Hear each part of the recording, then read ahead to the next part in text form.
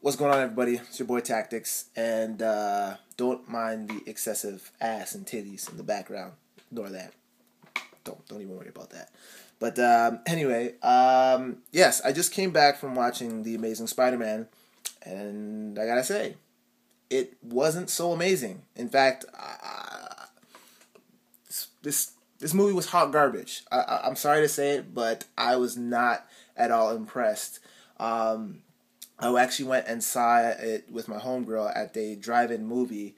First time ever going to a drive-in movie, and even that too, I didn't really care for. I mean, it was an interesting experience, but the thing with drive-in movies is, you can't leave. You're out, like, way out north in the wilderness somewhere, in a random location, and there's like bugs everywhere, so you gotta leave your window like all the way up, otherwise the bugs come in and the mosquitoes and they bite your ass up and shit like that, and then you get all itchy and uncomfortable. So you gotta keep your windows up. But the downside to that is it gets really, really hot.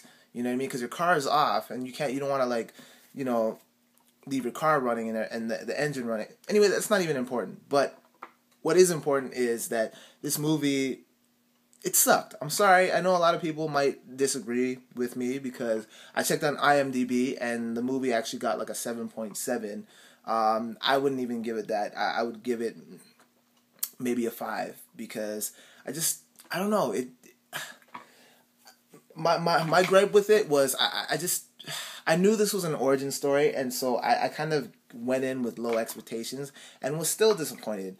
And this has nothing to do with Andrew Garfield being a replacement for Tobey Maguire, because I actually think that he did a really good job as Spider-Man. I really like the fact that this version of Spider-Man was a lot more wittier. I really enjoyed that. It kind of took me back. It paid a great homage to, like, the cartoon Spider-Man that I grew up to love in the 90s. But in terms of the storyline, I really honestly wasn't really feeling the storyline. I didn't really care for the Lizard. I found him to be a very boring villain. And to be honest, I feel as though my opinion is a little bit biased because I was never really a big fan of the Lizard. He was never one of my top villains in the Spider-Man realm. Yeah, the storyline just didn't appeal to me.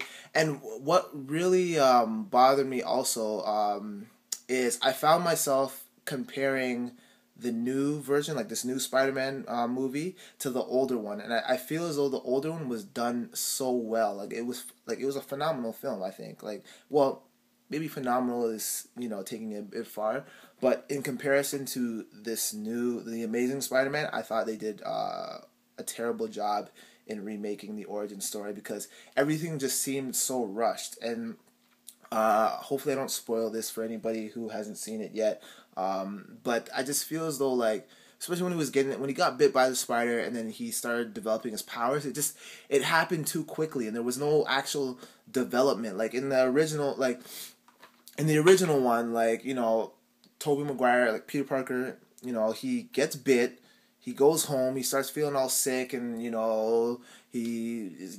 goes to sleep, he wakes up and he's got like a better physique and everything like that. He still doesn't really know what's going on. Goes to school, notices that like webs are like coming out of his wrist and everything like that. Still doesn't know what the deal is, and then he gets into a fight with Flash for the first time ever, and kicks his ass and realizes that he has like crazy agility, and then he goes and he runs off, and then he's like climbing walls and jumping over tall buildings, and then that's when he comes to the realization that something crazy just happened. But in this new one, like, it seemed like they rushed that whole scene where it was just like he automatically knew how to fight, and like they tried to play it off like in a way where it's like, oh, he didn't know what he was doing. He's like, oh my gosh, I'm sorry. And he's like acting like Jackie Chan, like, oh man, are you okay? But like he's like fucking people up, and I don't know. I felt as though that whole part was rushed, and then the whole development of the web shooters and stuff like that. I would have liked an explanation. You know what I mean? Like, I felt even it was just like a montage of him making it. Like, you know what I mean? Like, if you're gonna do a montage, it makes sense to do a montage of him making the costume, but like go into some explanation, go into some detail about how he went about developing the web shooters. You know what I mean? Because I mean, I remember in the original version of the of Spider-Man, like his webbing was organic. So I mean, there wasn't really much explanation. It was more of a realistic spin on the whole Spider-Man thing. But then, people were making a big deal about that. And then when directors or writers finally decided to include the web shooters, it's like they like completely just like, it's like an underthought. Like, you know what I mean? They don't even really refer to it or anything like that. It's just like, yeah, you see a little montage of him tweaking some shit and everything like that, doing some trial and error runs, and then that's it, right? I mean, for me, I thought that was necessary. Maybe a lot of you guys might disagree with that. I don't know. But I thought it should have been, there should have been more of an explanation as to how he created that and everything. I would have liked to know that. What else? What else was there? Honestly, like, I had no problem with the characters. I just felt that there wasn't a lot of development with them. But I did enjoy Andrew Garfield's portrayal of Spider-Man. I actually think that if Andrew Garfield was in the original screenplay for the first Spider-Man movie, it would have, like, that movie would have done so much better, because I think his portrayal of Spider-Man was excellent. Tobey Maguire didn't really impress me as Spider-Man, but the overall storyline from the Spider-Man from 2002, the older one, was way better. And even the fight scenes were fucking lame in this new Amazing Spider-Man. I wasn't impressed at all. Like, yeah, sure, there was some like highlighted moments, but like, it was lame, it ended lame, and I didn't really enjoy it as much as I thought I would. Even in saying that I had low expectations, I still just wasn't impressed by it. I'm sorry. And we saw like it at the drive-in, so we saw The Amazing Spider-Man first, and then Men in Black 3. And what's sad is I kind of enjoyed Men in Black 3 a little bit more than I did The Amazing Spider-Man, which says a lot, because I had no intention of even paying to go see Men in Black. It was only luck of the draw that they were playing back to back that I was actually able to even watch it. But I actually enjoyed Men in Black 3 a little bit more than I did The Amazing Spider-Man. And Men in Black 3 wasn't even that good. You know what I mean? It had funny moments too, but I don't know. I was just more entertained by Men in Black. So what else can I really say about this movie other than that it fucking sucked? Like, I don't know. I just wasn't impressed by the movie at all.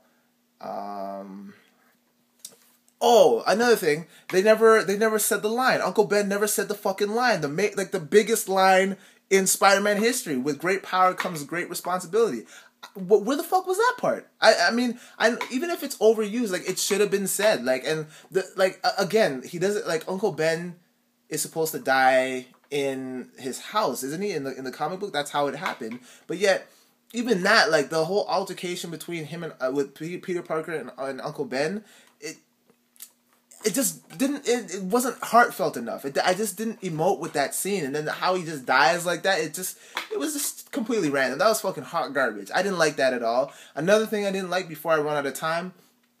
Who the fuck was that guy at the very end? Like, after like a little bit of when the credits started to roll a little bit, and then they had that scene. Sorry, where the Lizard was talking to that guy from the shadows. Who the fuck is that? First of all, my problem was that if you're gonna have a scene like that where it's like you show that shit after the credits, don't show it in the fucking commercials, because that was I thought that scene was gonna be a part of the movie. They don't even explain who that guy is. I don't know if it's Norman Osborn. Maybe it is, and I missed something. Maybe I'm just a fucking moron, and it went right over my head. But at least with like the Avengers, you get to see a face, so people can actually say, "Oh, that's Thanos" or whatever like that. But no one knows who the fuck that guy is. Or maybe you guys do. I'm the only one out of the loop who doesn't know who that is. So if you do know who that is, please fill me in and let me know who the fuck that was. Because I didn't like that either. I was just like, that was completely... It felt like it was so randomly thrown in there. Like, fucking stupid, man. I didn't like this film. I didn't really... It wasn't worth all the mosquito bites that I got. Let's just say that. Like, I don't know, man. I was not a big fan. Let me know what you guys think of The Amazing Spider-Man. This was amazing bullshit. That's all I gotta say.